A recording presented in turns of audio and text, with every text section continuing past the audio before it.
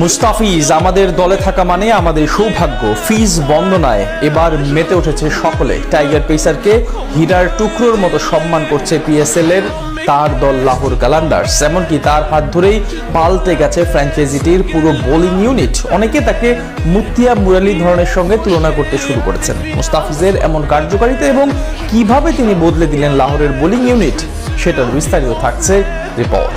একজন বোলার পুরো একটি দলের বোলিং ইউনিটের ভারসাম্য পরিবর্তন করে দিয়েছেন, আর সেই বোলারটার নাম মুস্তাফিজুর রহমান। হ্যাঁ, টাইগার পেসারের কারণে বদলে গেছে লাহোর কালান্ডার্সের পুরো বোলিং শক্তিমত্তা।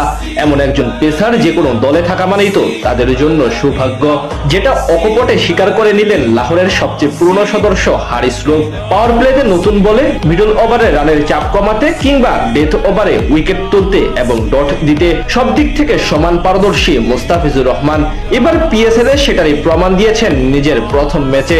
বর্তমান সময়ে 20 ওভারের ম্যাচে নিশ্চিতভাবে দুনিয়ার অন্যতম সেরা বোলার মুস্তাফিজুর রহমান। কিছুদিন আগে আইএল টি20 লিগে দুবাই ক্যাপিটালসের হয়ে অসাধারণ পারফরমেন্স করার পাশাপাশি গেল বছর জাতীয় দলেও দুর্দান্ত নৈপুণ্য দেখান এই বামহাতি।